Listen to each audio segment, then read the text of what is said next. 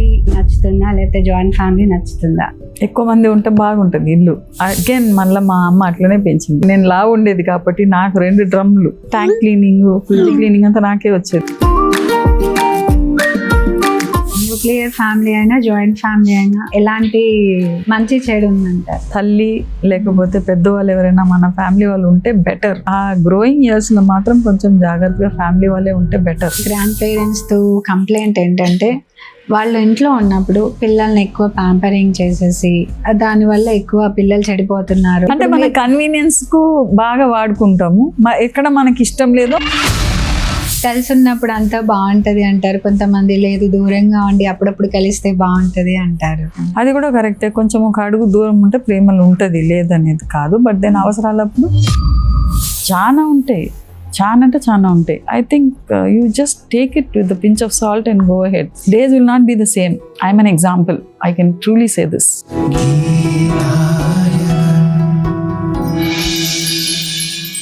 Hello అండి, నేను మహా. కుటుంబ బాధ్యత అంటే సంపాదన ఒకటే కాదు, మనల్ని కన్న తల్లిదండ్రుల నుండి మనం కన్న పిల్లల వరకు అందరి మంచి చెడు చూసుకోవడం, ఫ్యామిలీ కోసం ఎన్నో త్యాగాలు సంతోషంగా చేయడం. ఈ చెక్ లిస్ట్ అంతా టిక్ పెట్టేశారు మన గీతా గారు. అయినా కూడా తన ప్యాషన్ని వదలలేదు, తన ఐడెంటిటీని వదలలేదు. మనతో ఉన్నారు Geetha Bhaskar Dasyam, teacher, actress, skills trainer and CEO of ind fame visual art. Hello ma'am. Hello Maha. Ma'am, మీరు చాలా ఇంటర్వ్యూస్లో చెప్పారు మీది పెద్ద ఫ్యామిలీ అని, అంటే సిస్టర్స్, బ్రదర్స్, అమ్మమ్మ, తాతయ్య అన్నీ చెప్తూ ఉన్నారు. అండ్ ఇటు మీ హస్బెండ్ వాళ్ళది కూడా పెద్ద ఫ్యామిలీ అని చెప్పారు. సో మీకు ఎక్కువ న్యూక్లియర్ ఫ్యామిలీ నచ్చుతుందా లేకపోతే జాయింట్ ఫ్యామిలీ నచ్చుతుందా? అంటే జాయింట్ ఫ్యామిలీ బాగుంటుంది అనమాట. ఎక్కువ మంది ఉంటే బాగుంటుంది ఇల్లు. చాలా పాజిటివ్ వైబ్స్ ఉంటుంది. అట్ ద సేమ్ టైం మనకు కొన్ని నచ్చకపోవచ్చు, కొంతమంది ప్రవర్తన నచ్చకపోవచ్చు. పెద్దవాళ్ళు ఉన్నప్పుడు వాళ్ళు కొన్ని ఎక్స్పెక్ట్ చేస్తారు, దానికి తగ్గట్టు చిన్నవాళ్ళు ఉండరు. సో అవన్నీ ఉంటాయి, కానీ ఇన్బ్యాలెన్సెస్లోనే బ్యాలెన్స్ ఉంటుంది. సో అంటే మీకు ఎలా ఉండేది మ్యామ్ అప్పుడు? నేను పెళ్లి చేసుకొని వచ్చినాక మా హస్బెండ్ వాజ్ ఇన్ హైదరాబాద్ అనమాట. సో నాకు ఎప్పుడు ఎక్కువ నేను వరంగల్కి పోయినప్పుడు అక్కడ ఒక 1 వీక్ కంటే ఎక్కువ ఉండకపోయేది. ఇప్పుడు పోయినప్పుడు అక్కడ అఫ్కోర్స్ అక్కడ ఉంటే రెస్పాన్సిబిలిటీస్ తీసుకుంటాం. ఇక్కడైతే ఇక్కడ తీసుకోవాల్సిందే కదా. పొద్దున్న లేసేది, చేసే పనులన్నీ చేసుకోవాలి, ప్లానింగ్ ఉండాలి, అంతే. అట్లనే అగైన్ మళ్ళీ మా అమ్మ అట్లనే పెంచింది. అంటే మాకు మనుషులు ఉన్నా కానీ నేనేం పని నేర్చుకోలేదు కాబట్టి మీరు అందరు నేర్చుకోవాలి అనేసి అక్కడ పంపింగ్ సిస్టమ్ ఉంది. నీళ్ళకి కష్టం ఉండేది. అప్పుడు పంప్ చేస్తుంటే నేను ఒక డ్రమ్ము కొట్టాలి. నేను లావు ఉండేది కాబట్టి నాకు 2 డ్రమ్లు, మా అక్కకైతే ఒకటే వచ్చేది అనమాట. ఒకరొకరికి ఒక డ్యూటీ ఇచ్చేది అమ్మ. మార్కెట్కి ఒక వారం నేను పోతే మళ్ళీ నెక్స్ట్ మా అక్క పోవాలి. అట్లా ఎక్కువ ట్యాంక్ క్లీనింగ్, ఫ్రిడ్జ్ క్లీనింగ్ అంతా నాకే వచ్చేది. ట్యాంక్ క్లీనింగ్ అంతా నాకే వచ్చేది, ఎక్కేది. బట్ మ్యారేజ్ అయ్యాక తోడికోడళ్ళు, వాళ్ళ పిల్లలు అందరినీ ఈక్వల్గా చూడాల్సి వస్తుంది. అప్పుడు పని దగ్గర మాత్రం నేను ఇది వీళ్ళే చేయాలి, నేను ఎందుకు చేయాలి, నేను ఇన్ని చేసినాను కదా, వాళ్ళు అది చేయని నేను ఎప్పుడు చూసింది లేదు ఎక్కడ. కానీ నా వల్ల అయితే నేను చేస్తా. I like to do it. And వేరే వాళ్ళకి ఈజీగా చేసి పెట్టేదానికి నాకు ఇష్టం అన్నమాట. న్యూక్లియర్ ఫ్యామిలీ అయినా జాయింట్ ఫ్యామిలీ అయినా ఎలాంటి మంచి చెడు ఉందంటారు మీ ఉద్దేశం ప్రకారం? అంటే న్యూక్లియర్ ఫ్యామిలీ అంటే ఇప్పుడు ఏందనంటే, ఇప్పుడు మళ్ళీ ఇద్దరు పని చేస్తున్నారు అనుకో, వర్కింగ్ అంటే అప్పుడు కష్టం అవుతుంది. తలుపు తాళం వేసుకొని పోవాలి, పిల్లలకు you'll have to make arrangements for the child అనమాట. అది ఎంత అంటే మనం ఒక మనిషిని పెడతాం. పెరిగే టైంలో మాత్రం కొంచెం తల్లి లేకపోతే పెద్దవాళ్ళు ఎవరైనా మన ఫ్యామిలీ వాళ్ళు ఉంటే బెటర్. ఎందుకంటే చాలా నేర్చుకుంటాం మనం. సో ఆ గ్రోయింగ్ ఇయర్స్లో మాత్రం కొంచెం జాగ్రత్తగా ఫ్యామిలీ వాళ్ళే ఉంటే బెటర్. అందుకనే my husband was very particular. నీ కొడుకు నువ్వు 8 years ఏం చేయలేదు. నేను టెక్నికల్ నాలెడ్జ్ అంతా, టెక్నాలజీ ఎవ్రీడే పెరుగుతూనే ఉంటుంది కదా. ఎక్కడో ఒక దగ్గర యూ హ్యావ్ టు కాంప్రమైజ్ అని అనిపిస్తుంది. And this is very important కదా, బ్రింగింగ్ అప్ ద చైల్డ్. అది అంటే ప్రయారిటైజ్ చేయాలి మనం, అంతే. అంటే ఉద్యోగం నీకు ఎక్కడైనా దొరుకుతుంది, ఎప్పుడైనా దొరుకుతుంది, if you have the will to work అనేది. కొన్నిసార్లు ఇప్పుడు పర్సనల్గా ఇప్పుడు మీరే తరుణ్ గారికి ఏమన్నా తీసుకెళ్ళాలి అనుకున్నారు, అప్పుడు అందరికీ అఫోర్డ్ చేయలేము కదా. ఆ టైంలో అందరికి తీసుకెళ్ళి మళ్ళీ సీక్రెట్ గా ఇస్తే మళ్ళీ మాకేది. కరెక్ట్. అది వెరీ వెరీ ఇంపార్టెంట్. అది ఇప్పుడు నేను చెన్నై పోయేసి వచ్చినప్పుడు మా ఫాదర్ ఇన్ లా వచ్చి మా ఇంట్లో ఇప్పుడు నేను అక్కడ వాళ్ళతోటి ఉండకపోయేది అనమాట. ఎవరి వాళ్ళు వాళ్ళ ఫ్యామిలీలో ఉండేది. అంటే ఒక్క మరిది మాత్రం పెళ్ళి అయి ఉండేదన్నమాట అక్కడ. మా ఇంకా 2 మరిదీలు వాళ్ళు పెళ్ళి కూడా కాలేదు. అప్పుడే మా ఫాదర్ ఇన్ లా అనేది, నువ్వు ఏది తెచ్చినా కానీ 5 తేవాలని. సో ఫ్రమ్ దెన్ ఆన్ నేను ఎప్పుడు ఏది తెచ్చినా కానీ వాళ్ళకు కూడా ఏదో ఒకటి తెచ్చేది. I use to bring it like that అనమాట, to some extent. So kids మధ్య ఎప్పుడు వేరియేషన్స్ రాలేదు? కిడ్స్ మధ్యలో కూడా ఎట్లా అంటే కిడ్స్ కూడా కొంచెం ఈక్వల్గానే. ఇప్పుడు నాకు హాలిడేస్ వస్తే వాళ్ళందరినీ పిలుచుకొని వాళ్ళకి ఏదో ఒక యాక్టివిటీస్ చేయడమో, లేకపోతే వీడిని I use to feel so guilty. ఇప్పుడు వీడిని డ్రాయింగ్ కాంపిటీషన్ తీసుకొని పోయినప్పుడు మా మధ్య పిల్లలు కొన్ని రోజులు మా దగ్గర ఉండేదన్నమాట. I use to take them also and go. ఒకసారి క్విజ్ కాంపిటీషన్ ఉన్నిందనమాట, తీసుకెళ్ళినాను. అండ్ మా మధ్య కొడుకు వచ్చింది ఫస్ట్ ప్రైజ్, తరుణ్కి రాలేదు. So it's a wonderful journey. అది కొంచెం సెల్ఫిష్నెస్ పోతుంది అనమాట if you are in a joint family. Ma'am, ఇప్పుడు మార్వాడి, జైన్ లాంటి కమ్యూనిటీలలో ఇప్పటికీ జాయింట్ ఫ్యామిలీస్ ఉన్నారు, బట్ మన దగ్గర ఎందుకు వర్కౌట్ అవ్వట్లేదు? ఉన్నారు, మన దగ్గర కూడా ఉన్నారు చాలా వరకు. అంటే మోస్ట్లీ బిజినెస్ ఫ్యామిలీ, ఎక్కువ బిజినెస్ ఫ్యామిలీ. సో వాళ్ళకి అట్లా అంటే ఇక్కడ మన దగ్గరకు వచ్చే వరకు ఒకరొకరు ఒక్కొక్క ప్రొఫెషన్లో ఉంటారు కాబట్టి కలవకపోవచ్చు. బట్ వాళ్ళు ఒకటే బిజినెస్లో ఉంటారు. డిస్కషన్స్ అయితే మగవాళ్ళకు, ఫాదర్కు, పిల్లలకు అంతా. సో ఫర్ దెమ్ అది కంఫర్ట్. ఇప్పుడు ఎగ్జాంపుల్, మామూలుగా కొన్ని ఫ్యాబ్రిక్ షోరూమ్స్కి వెళ్ళామనుకున్నాను, అక్కడ ఓనర్ నుంచి మనకి లైనింగ్ చూపించే పిల్లల వరకు మొత్తం వాళ్ళ ఫ్యామిలీ వాళ్ళు తీసుకొని వస్తారు. వాళ్ళంతా ఆ బిజినెస్ మైండ్ ఉంటుంది. చిన్నప్పటి నుంచి వాళ్ళకి ట్రైనింగ్ ఇచ్చేస్తారు అనమాట. వాళ్ళకి ట్రైనింగ్ ఇచ్చేస్తారు. హాలిడేస్ లో వచ్చి షాప్ లో కూర్చుంటారు. మన వాళ్ళు కూర్చోరు అట్లా. వాళ్ళు వచ్చినా కానీ వాళ్ళు అలౌ చేయరు, వద్దు నీకు వద్దు పో అనేసి. So they all live together అట్లా. అంటే దాంట్లో కొన్ని ఇబ్బందులు ఉండొచ్చు, దీంట్లో ఇబ్బందులు ఉండొచ్చు. ఇందులోనే ఉంది అందులో లేదు అని లేదు, అందులో ఉంది ఇందులో లేదు అనేది కూడా లేదు. కలిసి ఉన్నప్పుడు అంతా బాగుంటది అంటారు కొంతమంది, లేదు దూరంగా ఉండి అప్పుడప్పుడు కలిస్తే బాగుంటది అంటారు. సో అది ఎంతవరకు కరెక్ట్? అది కూడా కరెక్టే. కొంచెం ఒక అడుగు దూరం ఉంటే ప్రేమలు ఉంటుంది, లేదనేది కాదు. బట్ దెన్ అవసరాలప్పుడు, పిల్లలు ఉన్నప్పుడు బయట పోవాలి. అదే, ఎక్కడ వదిలేసిపోతావు, మళ్ళీ పోయి వాళ్ళ దగ్గర వదిలేసిపోతావు. ప్లస్ వాళ్ళకి వీళ్ళకి కొంచెం బాండింగ్ కూడా తేడా వచ్చేస్తుంది కదా. ఇప్పుడు జాబ్స్ కోసం కొంతమంది సిటీస్కి వచ్చేస్తారు, గ్రాండ్ పేరెంట్స్ దూరంగా ఉంటారు, మొత్తం రిలేటివ్స్ కూడా ఏదో అకేషనల్గా కలిసినప్పుడే వాళ్ళని కలుస్తారు. సో అప్పుడు వాళ్ళ మధ్య బాండింగ్ అనేది తగ్గిపోతుంది. ఉంటుంది. వాళ్ళు పండగలకు పోతారు, మళ్ళా వచ్చినప్పుడు కలుస్తారు.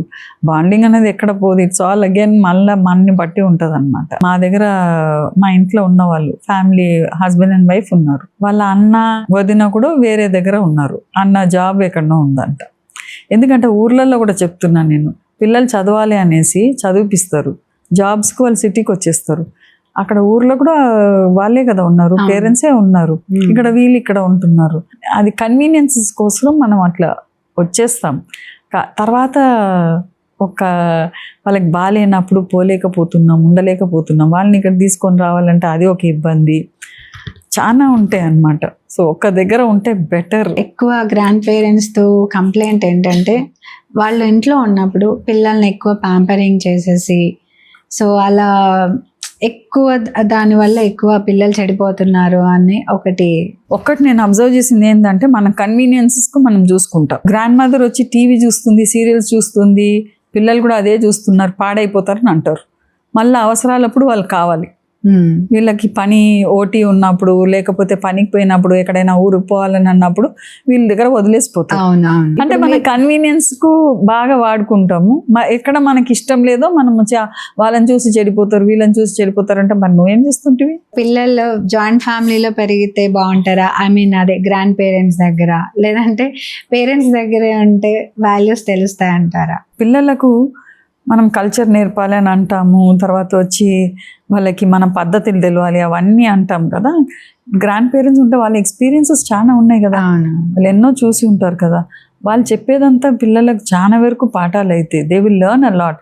ఇప్పుడు నేనే for example I was very close to both my grandfathers అనమాట. అఫ్కోర్స్ మా father's father didn't live long. Mother's father అయితే he was more close to me. అంటే నాకు he was there, he lived up to 82 years అనమాట. ఆయన stories చెప్పేది, అనుభవాలు చెప్పేది. And he would tell so many things అనమాట, where I change myself lot. ఎందుకంటే ఎప్పటికీ ఏడ్చేది, ఎప్పటికి ఎవరైనా అంటే వినకపోయేది, మా నాన్నది ఒకటి గోల నాకు, లా ఉన్నావు అది ఉన్నావు అని చాలా వరకు ఆయన అడ్వైజ్ చేసేది. ఐ వాజ్ నాకు ఒక కన్సోలింగ్ సోల్ లాగా ఉండేది నాకు అట్లా. అంటే ఒక జాయింట్ ఫ్యామిలీలో జాబ్ చేసేవాళ్ళు, బిజినెస్ చేసేవాళ్ళు ఇద్దరు ఉంటారు మ్యామ్. అప్పుడు వాళ్ళకి ఫ్యామిలీ అనేది కొంచెం సపోర్టింగ్ గా ఉంటుంది. అవును, అదే చెప్తున్నాను కదా, కన్వీనియన్స్ కు సపోర్టింగ్. తర్వాత నీకు ఎప్పుడైతే నీకు ఏదైనా నచ్చదో అది అప్పుడు కంప్లైనింగ్. అది కరెక్ట్ కాదు. మరి దాన్ని కూడా పాపం వాళ్ళే మిస్టేక్ అయినప్పుడు సరి చేస్తారు, మిస్టేక్స్ అవ్వకుండా వాళ్ళు కూడా చెప్తారు. అది ఎందుకు అర్థం చేసుకోలేకపోతున్నారు యంగర్ జనరేషన్? చెప్పాలి వాళ్ళకి, అర్థం అయితలేదు వాళ్ళకి. అంటే నేను ఒక అమ్మాయిని పెట్టి వాళ్ళని ట్రైనింగ్ ఇప్పిస్తాను అంటే వాళ్ళు చూసుకుంటారు అట్లా అనేసి, అది వాళ్ళ అలవాట్లు అన్ని చాలా వరకు ఎఫెక్ట్ అవుతుంది, డెఫినెట్ ఎఫెక్ట్ అవుతుంది. సో ఇప్పుడు అలా ఉన్నప్పుడు అమ్మమ్మలు నానమ్మలు కొన్నిసార్లు చాదస్తామని, పాత పద్ధతులని, మూఢనమ్మకాలు అలా పిల్లల మీద. అదే చెప్తున్నాను, బోత్ సైడ్స్ అడ్జస్ట్మెంట్ ఉండాలి, రెసిప్రొకేషన్ సరిగ్గా ఉండాలి అనమాట. లేకపోతే కష్టమే, లేకపోతే యూ హ్యావ్ టు ఫైండ్ వేస్ అంతే. అది ఒక ఆర్గ్యుమెంట్గా అయిపోయి మళ్ళా మధ్యలో మెన్ అదే సఫరర్స్ అనమాట. మ్యారేజ్ అయి రావడమే జాయింట్ ఫ్యామిలీలోకి వచ్చేసారు. అప్పుడు మీకు ఎలా ఉండింది? ఇప్పుడు నెక్స్ట్ న్యూ జనరేషన్ వాళ్ళకి, జాయింట్ ఫ్యామిలీలోకి వెళ్ళే వాళ్ళకి పర్టికులర్గా మీరు ఏం సజెషన్ చేస్తారు? అంటే నాకైతే డిఫరెంట్ సిచ్యువేషన్ ఉండే, నాకు ఫైనాన్షియల్ ప్రాబ్లమ్స్ అయితే చాలా ఉండింది అనమాట. ఇప్పుడు ఉన్న వాళ్ళకైతే లేదు కదా, అది ఒకటి లేదు కదా, కొంచెమైనా కొంచెం అడ్జస్ట్ చేసుకోవచ్చు కదా. అంటే ఇప్పుడు you want to earn, both should earn, లేకపోతే మనకు కంఫర్ట్స్ ఉండదు.